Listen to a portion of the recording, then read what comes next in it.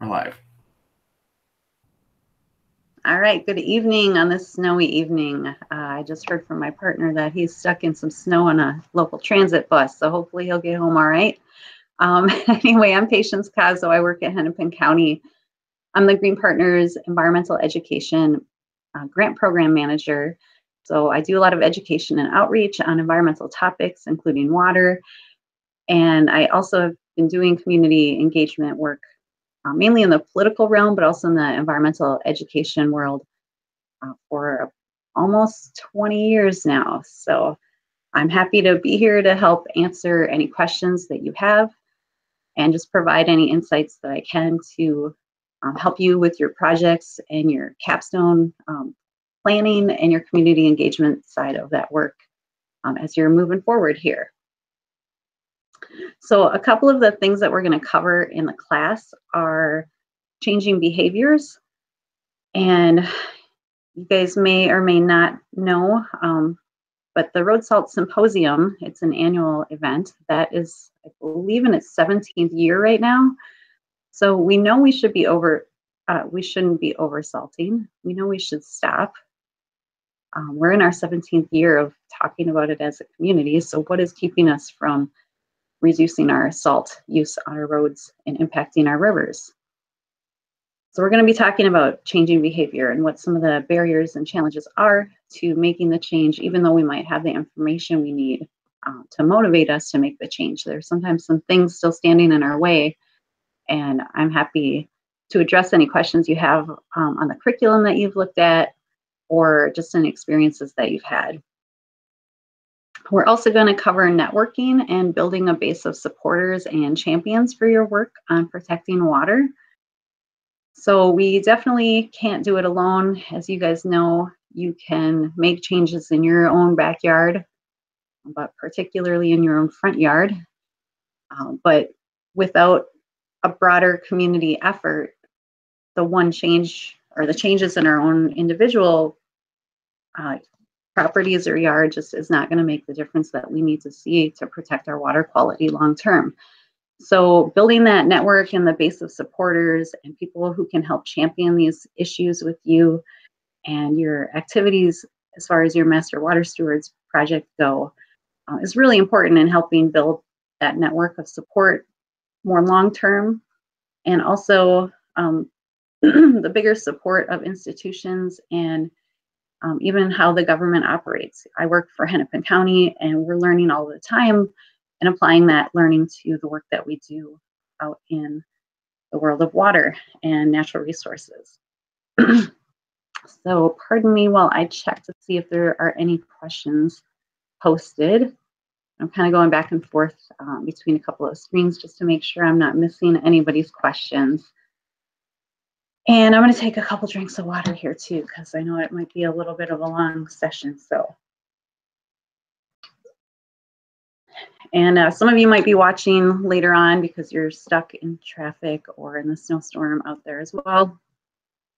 And if you happen to miss this evening's live session, go ahead and post in the Ask an Expert forum, and I'm happy to follow up with you in that manner or contact me in any other way that is convenient. Phone or email would work as well. All right. So I'm going to talk a little bit about behaviors while I'm still waiting for some questions to come in. And I do want to go back and look at the questions that were posted. Actually, there wasn't a question yet in the forum for this class, but I was going to comment on some of the questions and things that were posted elsewhere for this class and the previous class that Maria did, because her and my curriculum are pretty similar, or related anyway. So I thought I could talk about some of the barriers and project ideas that you guys had posted about. So as far as behaviors go, research has really shown us that information itself is not enough to help people change their behavior, really on any issue. The information is great to have, and it does help inform people's opinions, but it itself does not usually lead to changes in behavior. And if you watched the intro video I did for this class, I talked a little bit about road salt and over salting, just even in our own private sidewalks and driveways. There's a lot of people who've heard about the issue before, who do value our lakes, rivers, and streams, and swimming and fishing and everything that that water provides for us in the state, but they haven't quite gone to that next step of doing something differently in their own routine every winter. Maybe they don't know what the alternatives are. Maybe they're not sure how to use them. They've heard about the temperature differences with salt and the other products out there, but it's really confusing. So they just stick with what they know and don't make the changes, even though they do have an inkling and an understanding somewhere in the back of their mind, at least, that these are problems and that what they're doing is contributing to the problem. So we're going to, the curriculum that you've either already gone through or that you're planning to go through, we'll talk about exploring the barriers that people experience to taking actions that maybe they know they should be taking, but also in taking actions on behaviors that they might not even think about ever. Maybe, I'll use my own family as an example. Even myself, growing up, I had no idea about some of these water quality problems. Although I really cared about the water, that's why I got into this field, because I cared about the environment. A lot of these topics I didn't learn about until college. And so even if you have an interest in learning about these topics, it doesn't always translate to action until you help identify what some of the things are that are getting in your way of taking action. So what convinced you that salt is an important enough issue to change your behavior on? What was it that convinced you? If somebody asked you to take a pledge to stop using salt, would that be enough to cause you to change your behavior? Is just setting that commitment for yourself, is that enough to make you go home the next time it snows or freezes some rain on your sidewalk to say, you know what, I'm going to do something different this time. I'm not going to reach for the salt this time. Maybe I'll go for sand or try an alternative way to get rid of the snow or the ice. What if a group of your neighbors got together and they all signed a pledge to stop over salting? Would that make a difference, where maybe you would have maybe passed it off for another day, but now that you know your neighbors have taken action, will that make you think twice next time you go to deal with the salt or deal with the snow and the ice on your own property? What if one of your neighbors provided you with a bucket of sand and some directions on how to use that as an alternative to salt over the winter? Would actually having that physical tool with directions on how to use it provided by a neighbor who you could follow up and ask a question to, is that enough information and resources to boost you to take that next step and try something new? It's so easy now. It's right there. You don't have to find your own salt or sand. Is it even the right sand? Is it coarse enough or is it fine enough? I mean, what are the questions that you ask when you have to buy sand? Does it even matter? All of those barriers are eliminated now that you've been provided a tool so you can take that action directly. And we really all do have demands on our time and our energy, our attention. So what makes us overcome a barrier or really understand and feel like the benefits of taking that action are so important? What would really help somebody, prompt somebody to take that first step of changing their behavior, trying something new? That's something that you guys will be exploring in your communities. And you might have an idea of a project that you want to work on. Maybe it's a shoreline restoration or getting people to install rain gardens in their lawns. But really think through what some of the actions are that people could do really easily on an annual or regular basis to make it more of a habit, or things that you can help build community support around so that it helps remind people that this is something that we do in our community and that there is momentum around it, and that you're one person, but you're one person in a larger community that takes action on these issues. So we'll talk a lot, or we'll go through a lot on behavior. That'll be something that I think you guys will be kind of struggling with, to figure out what actions do you want to focus on for your capstone, but also for your community engagement project. But it'll be really fun to have some conversations with folks and explore those ideas and see what people have to suggest. So I don't have any questions yet, but please do not be shy in posting questions. I'm not sure how many people are watching right now, but it looks like we have at least a handful. But yes, I will be checking back on those questions here and there just to make sure I'm getting the questions that you guys are wanting the answers to. All right. So last time around, a couple of folks asked about types of projects before I get into the networking side of things tonight.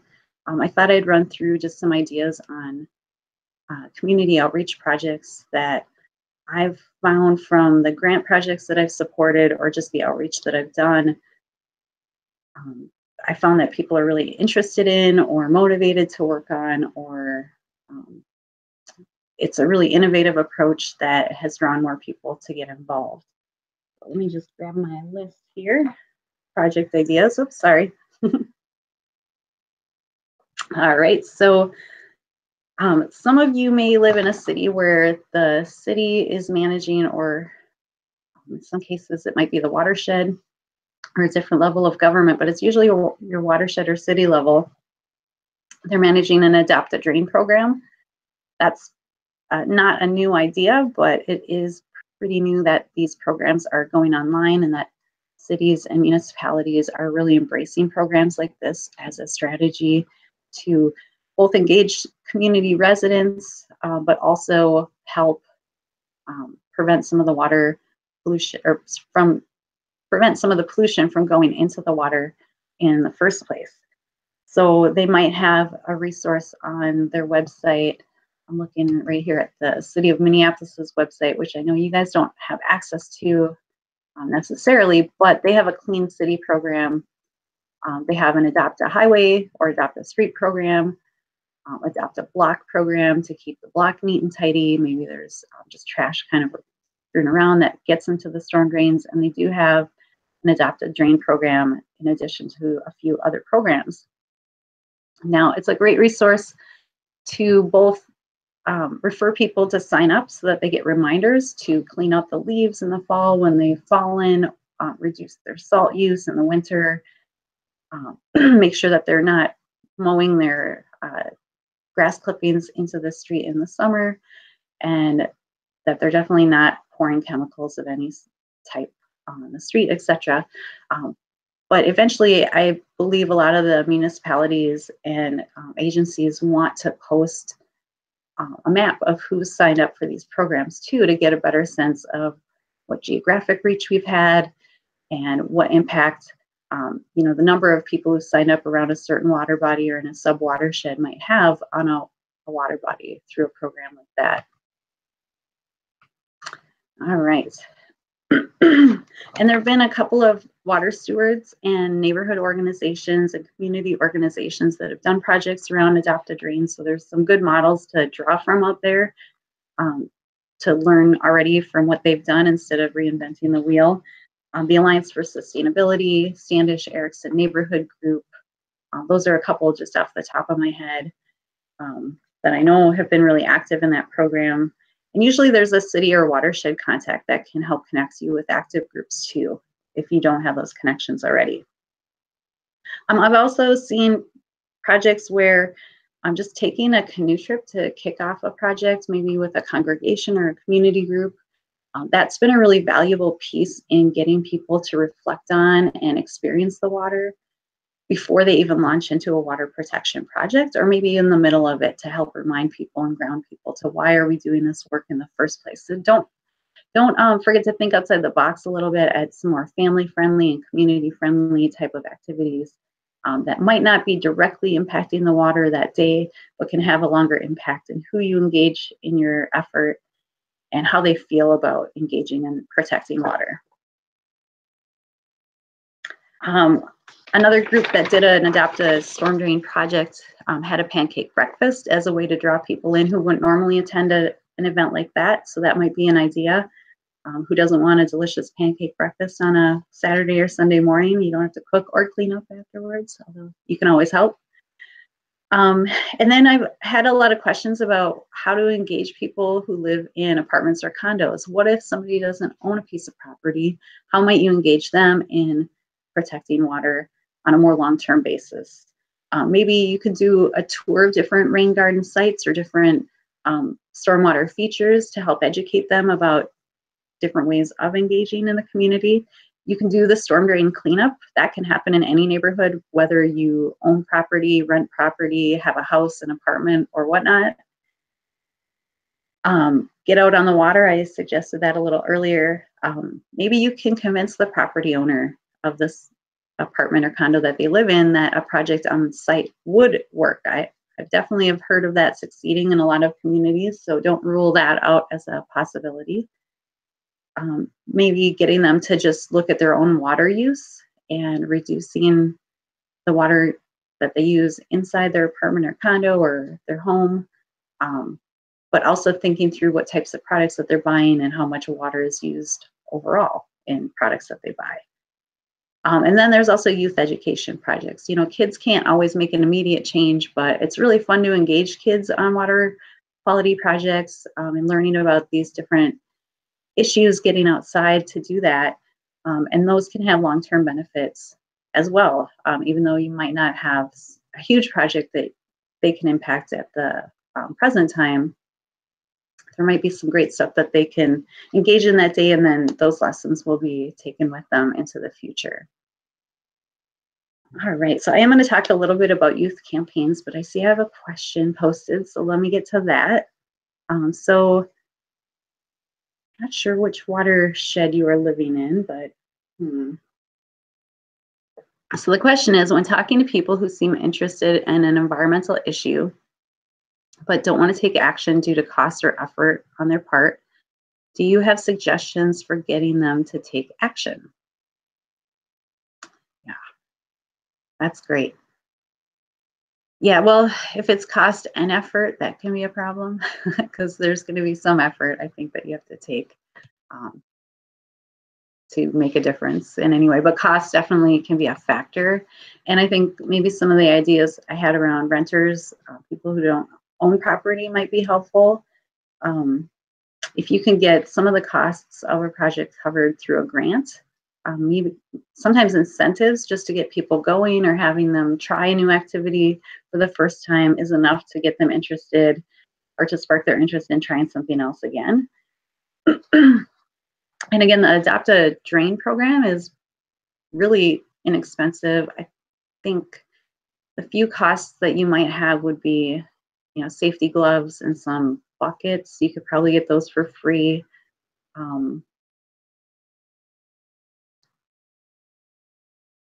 Yeah, that would be one of the least expensive options that I can think of just off the top of my head. And if you had some kind of breakfast, that could be a potluck, so you could save some money there, although everybody would have a piece in providing the food, I guess. Um, and then even having people, take smaller actions like mowing their grass higher, that doesn't cost anything. That actually might save you a little bit of money in the long run. Um, Protecting and allowing habitat for pollinators and wildlife isn't something that would cost a lot or take too much effort. In actuality, um, preserving some of the habitat for pollinators takes less effort because often people will go out to their garden and try to clear everything out in the fall. But pollinators actually like a lot of that debris out in the garden. So keeping that around helps a pollinator, saves you some time, saves you some effort. Um, and ask around to some of your stewards too and see what other ideas they might have. The cleanups are really easy. Like I said, they don't take a lot of time. Or sorry, they take some time, but they don't take a lot of money. And then, there are things too, like changing where your downspout drains to on your property, as opposed to having it come right out on a sidewalk or the driveway, which runs immediately to the street.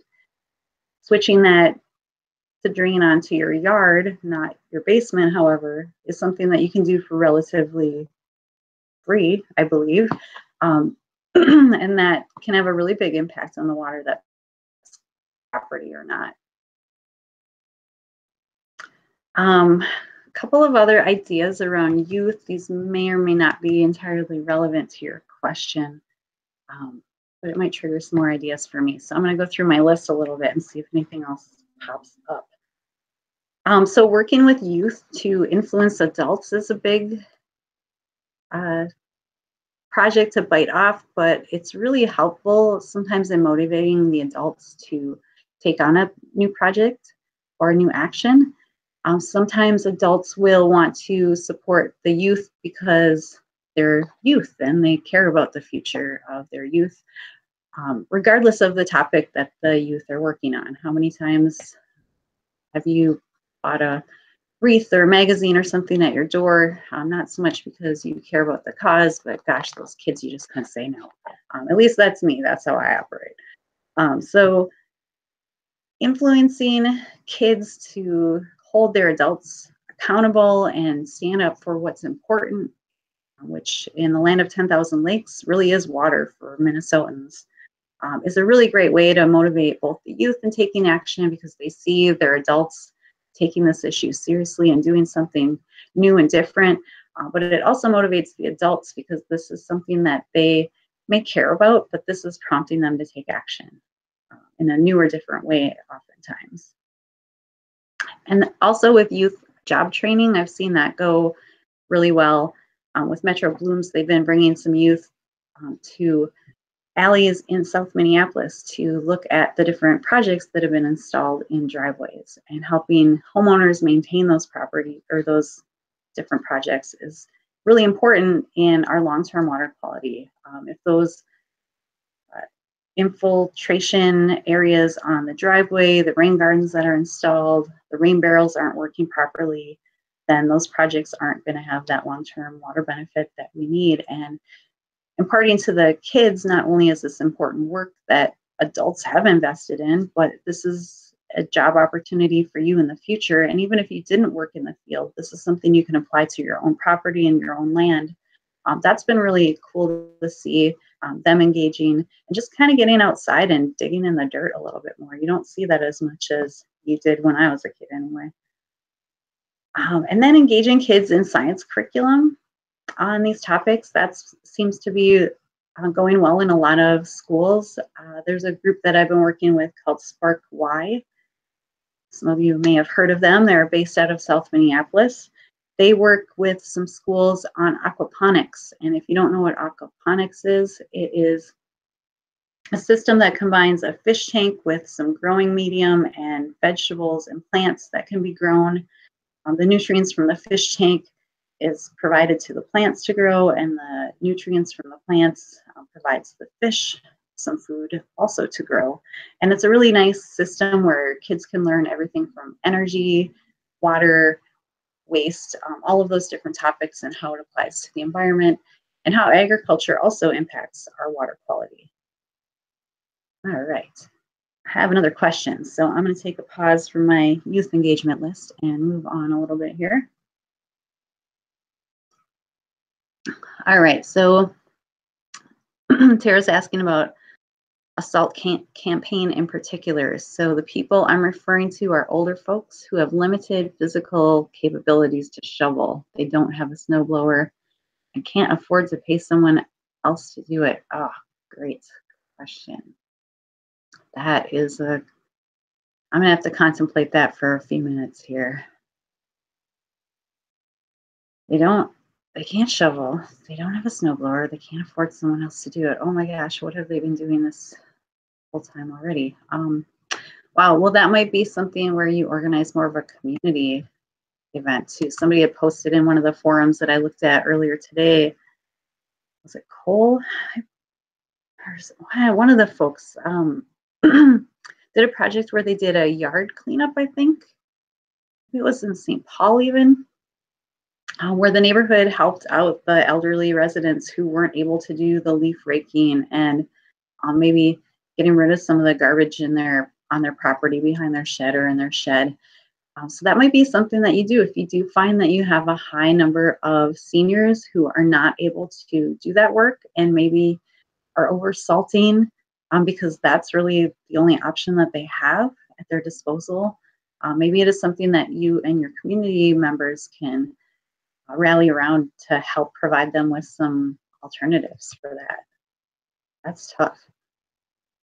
Oh, it sounds like neighbors have helped them out so far. So it sounds like that might be the long-term solution um, until there might be alternatives out there too. I can't say I'm an expert in all the alternatives out there, but sand obviously is an option for them when the snow is already cleared out. If it gets icy and just melts down a bit through what some of the situations are, especially the ones that are hardest to deal with, and then talk to some of your watershed specialists about what safer alternatives they would recommend.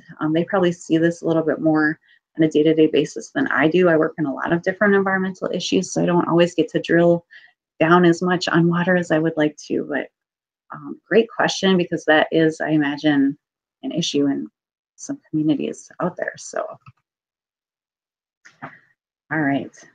Art is I'm kind of back to the youth stuff, but art is another way to engage youth, but also adults in protecting water. There's a printmaking shop in South Minneapolis called High Point Printmaking, and they primarily do printmaking. That's their mission, to provide space for artists to do their work and contribute to the community. They have a pretty urban space where the areas around their building and parking lot are very narrow, but they were able to get a grant from their watershed to install rain gardens in those narrow areas to capture all of that water running off of their property. And they actually started a couple of classes where they would educate kids about the rain gardens and the plants and animals that relied on, and the wildlife that relied on those rain gardens in the urban area. And they would have the kids take leaves and pieces of the garden to make prints and artworks that they could share with the community and share the story about the plants and how the rain gardens function on their property. And I thought that was a really cool way of educating the kids about the functions and water quality protection, but also engage the community and probably their parents. I mean, I imagine that art was on a lot of refrigerators after that project was over. Also, I've seen some school groups write haikus about water.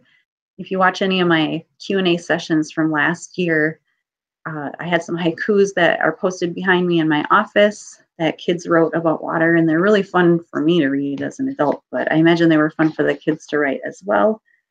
You can paint rain barrels. There's tons of art ideas on Pinterest that you could check out, and the internet.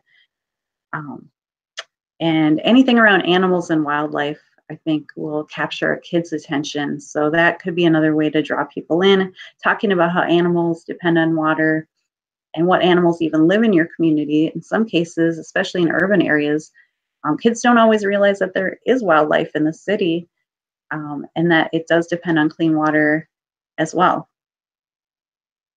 And then a couple of other last tips on youth engagement. Engaging youth groups might be a really great way to get a larger audience working with you. Girl Scouts, somebody had posted on the forum that they had worked with the Girl Scouts on a storm drain cleanup project a few years ago, and that went really well in engaging probably hundreds of Girl Scouts. I know I've seen pictures of some Girl Scout efforts around storm drains. I don't know if it was the same one, but it looked like a lot of fun. And also working with schools. I just wanted to give a tip or two about working with schools before I transition to talk about networking. So schools can be sometimes kind of difficult to engage with, only because they have had to plan so much of their year to accomplish the other goals that they have set in place already. So sometimes it's hard for a short-term project like a capstone project to engage a class or a school very effectively. Unless you already have an in with the school, or you have a teacher who is really excited about integrating some of this into their work, or they have already integrated water into their curriculum and this is maybe a service project that they want to do.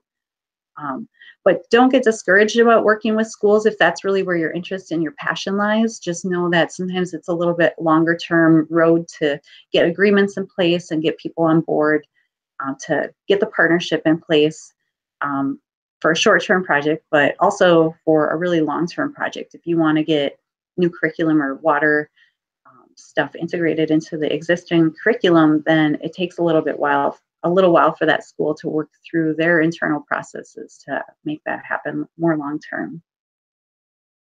All right. All right, I do not have any other questions yet. I think I'm going to transition to talking about networking and community outreach a bit. All right. Thanks for all of your great questions on the forums. Oh, it looks like there's even more posted now. I'm going to try to open that page without losing stuff. Oh, no, that's from last year. Anyway, thanks for posting the great questions on the forums. It's been really fun to read everybody's experiences with their one-on-one meetings, finding local engagement or projects that have happened in their community, and reading some of the stuff from Maria's class,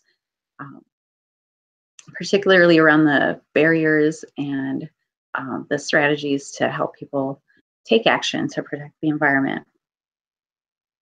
Okay. So regarding community outreach and building your network, as I said in my intro, it's great that we're making changes in our own backyards and hopefully our front yards too. But without broader community support, we really can't make the changes and impacts on our water quality that we want to. So engaging people in your effort is a big part of what this program is meant to do. It's great that you guys are all educated and we have hundreds of stewards educated, and we are infiltrating millions of gallons of water through these projects. But we want to make sure we're engaging the broader community in these efforts so that Minnesota can really walk the walk and protect the 10,000 lakes that we value in this state. So one way that I think is, if you're struggling to find an audience or a community to work with, it's a big universe of people out there, and you will have one-on-one meetings to find folks in communities already that are organized. I might suggest looking into congregations, maybe your congregation, or you have a friend or colleague who has a congregation that might be interested. Local clubs, the Boy Scouts or the Girl Scouts clubs are great because they are often looking for a service learning project. You do have to find the right club and the right people, so having those one-on-one meetings to kind of suss out who's in that network could be really helpful. And you might even want to approach your city council members, your mayor, if you can, a community liaison and all. They probably have a really good beat on who's in your network already or in your community already that's active and engaged. So a good place to get some leads if you aren't quite sure who to approach or who to talk to in your community.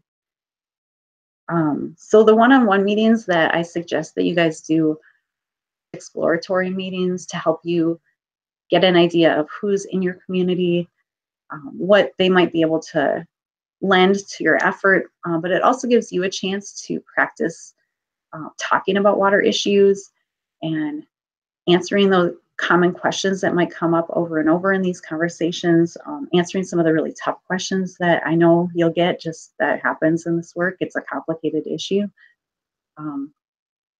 So really look at them as a way to explore relationships and explore information and find out more about what's already happening in your community or what's not happening in your community. Before you go into those conversations, I suggest thinking through what some of your goals are for both your Master Water Stewards project, but also for the conversation or for yourself, what you hope to get out of the conversation, as well as what you hope to get out of this overall project. Part of the idea with thinking through the goals too is to really help you stay focused on the topic at hand. Somebody had posted in a forum that they were really being thoughtful about and intentional about not getting off track, because it can be really easy to get off track. Water is a really big umbrella. There's so many different issues and tangents that you could take talking about this issue. Your one-on-one meetings are meant to be exploratory, so don't be afraid to go off the beaten path a little bit, definitely. But if you have some goals to get out of those meetings, you know, having them in the first place helps you stay on track. But even for your project, having some goals before you have these meetings is really helpful in keeping you on track of accomplishing what you want to do around education and an actual project that you install in the ground. And then I say those meetings are a lot about listening too. So not just sharing what you know and what you've learned, but also listening to what other people have to say about water, what their experiences are, perspectives, understanding of water issues, and their role in water issues is. A lot of it is just kind of understanding a little bit more how other people talk about water, think about water. And I would also maybe limit the amount of information that you or handouts that you provide to the person you're meeting with. I had a couple questions about this in the last class, and I usually do bring some piece of literature or something that I can hand off to somebody I'm meeting with for the first time, especially. But I don't always count on the piece of information or the literature piece or the fact sheet I've given them to be read thoroughly. I really look at that as maybe just a prompt to help remind them about the conversation that we've had, about the topic that we discussed. Maybe it is an information sheet, say on how to use sand versus salt in the winter. In that case, I would hope it would be a reference, but I wouldn't expect them to read the entire thing super thoroughly, especially on a regular basis, but they might reference it. So don't worry too much about what kind of literature you might hand out until you've explored and found out a little bit more about somebody's interests in a topic, and then you can find some really specific pieces that would be tailored to their interests. Say somebody loves gardening, but they don't really know what native Minnesota plants they could plant in their yard and where to get those plants. You can provide them with a fact sheet on that type of information, and I bet that would actually be read as opposed to maybe your generic 10 things you can do to protect the water list. So really think through who your audience is and what messages and information might resonate with them, and then don't always count on that information to be read.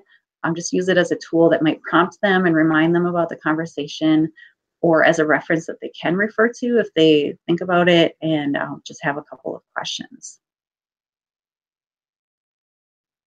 All right, check in for some more questions. So I'm going to grab a drink and check out my notes here and see what else I have to talk about. All right. So another thing that I want to mention that I don't think really got reflected as well on the online curriculum is that for me, this is how I approach a one-on-one meeting with somebody I've never met before or I'm meeting for the first time or sitting down to talk with for the first time. A lot of times I want to kind of get a sense of who they are, what their background is, what community they came from. And so I might ask where they grew up. If they went to college, I might ask what their major was.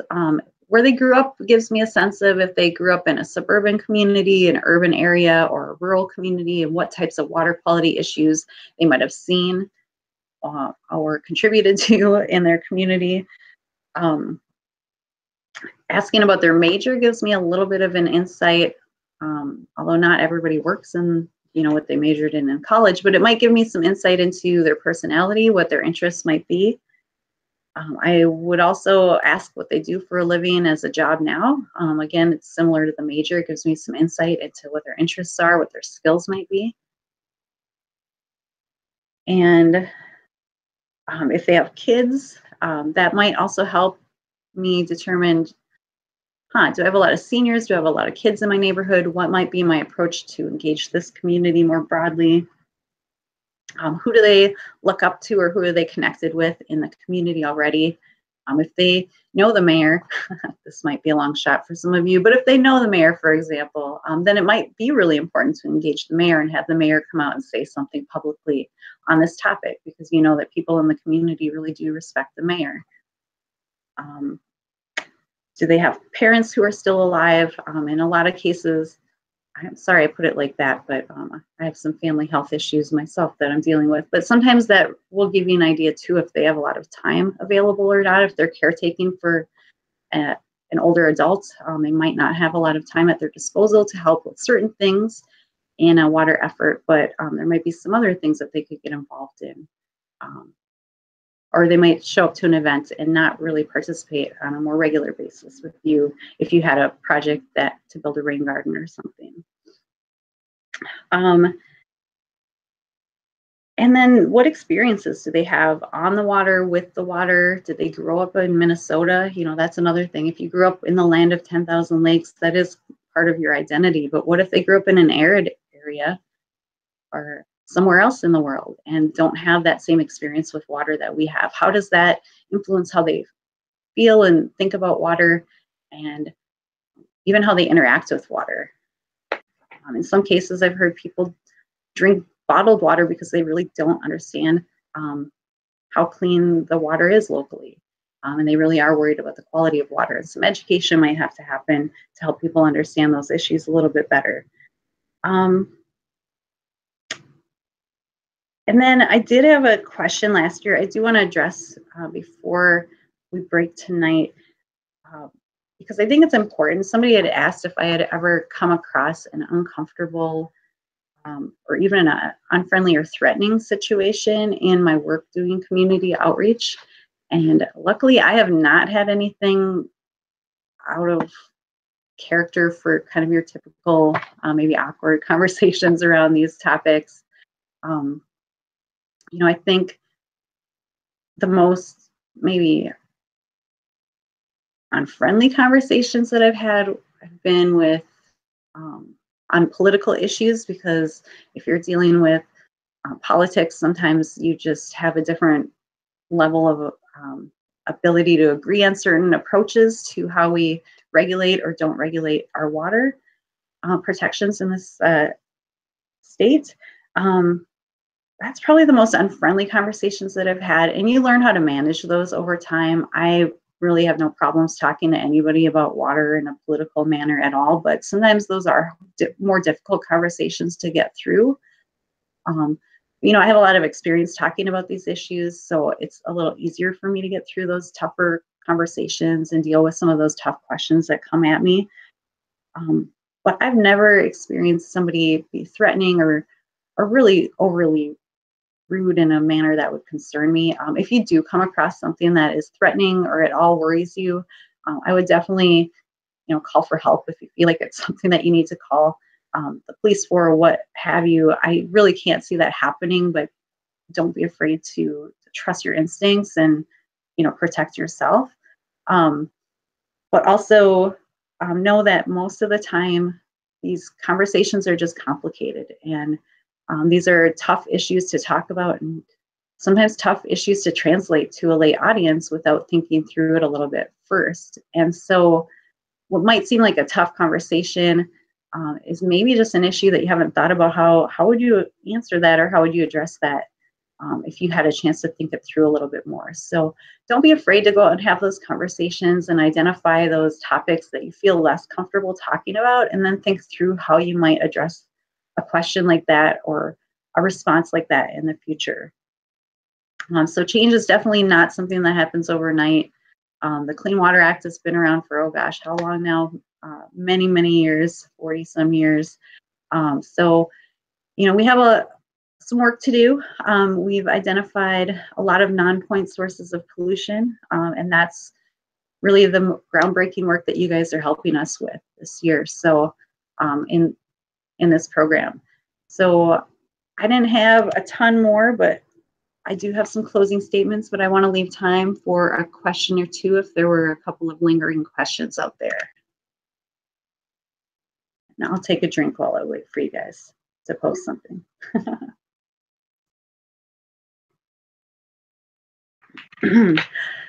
All right, there's nothing like clean water, I got to tell you.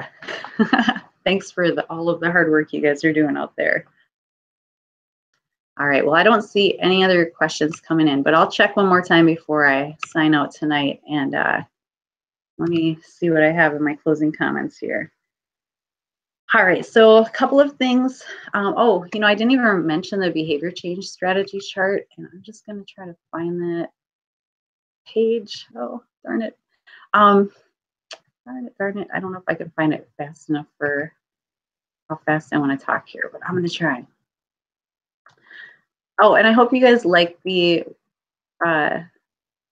leadership lessons from Dancing Guy video.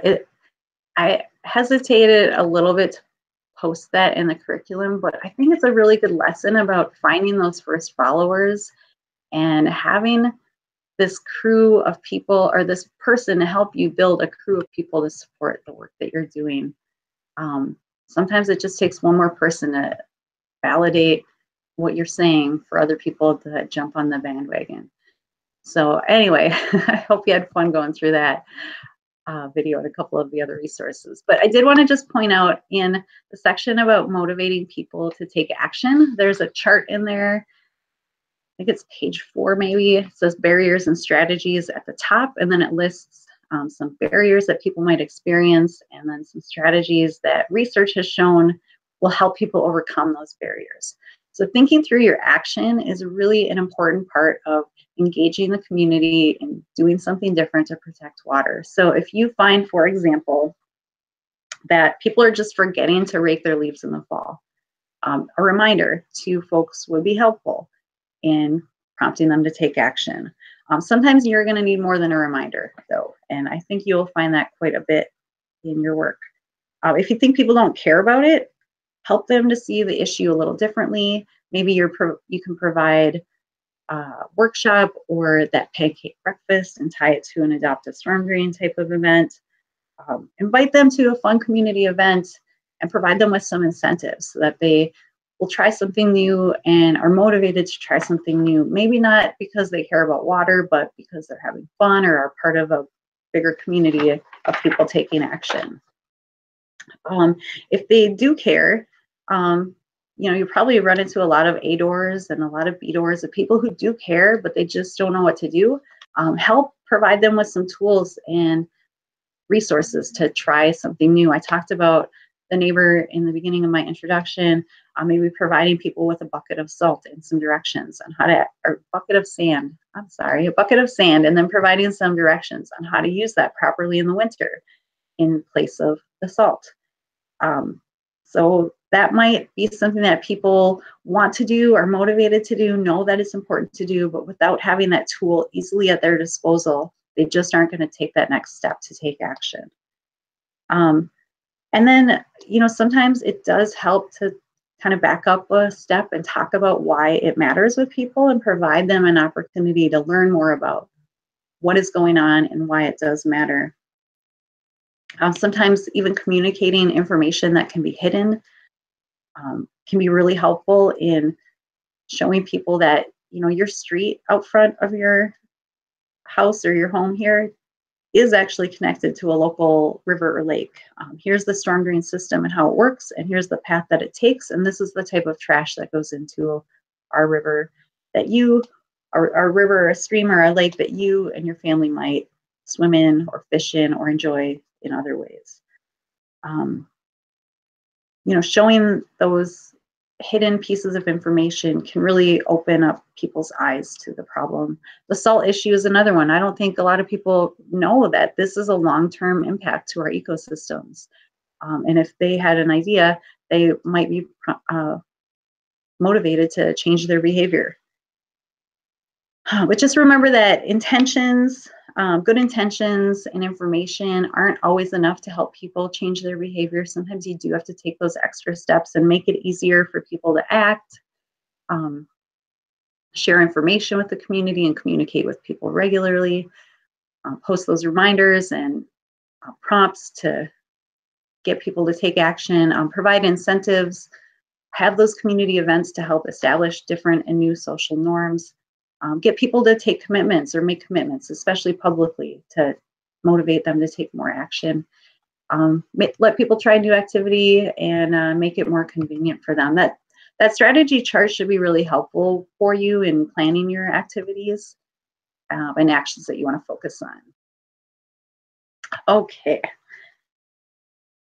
And lastly, all right, I just wanted to remind you with your outreach efforts to keep networking, focus where the momentum is, find your first followers and your aidors. And when you're feeling down because you hit a C door and somebody just kind of was not helping to motivate your spirit for this work, go back to your aidors and your first followers and have them help motivate you again, or find more people to have one-on-ones with, so you can realize that even though your first follower might be there with you, there are more people out in this community that care about water and are really serious about taking action to protect it. They just need the tools and the removal of some of the barriers and some of the benefits that prompt them to make the changes. But set realistic expectations for your capstone project and the amount of outreach that you can do for this particular project, and know that we are really hoping that you are staying involved long-term in this issue. And so think about that too as you're building your network. Like, what's really going to fulfill you to stay motivated and engaged in this topic long-term, and how can you use the talents and gifts that you were given to serve the community in the way that you hope will actually make a difference in protecting our water. So I think with that, I haven't seen any other questions posted. It might be due to the big snowstorm out there. That's always a risk at this time of year, that people might not make it home in time. I'm happy to be a resource for you guys in the Ask an Expert forum section. So please keep posting your questions and keep up the great work out there.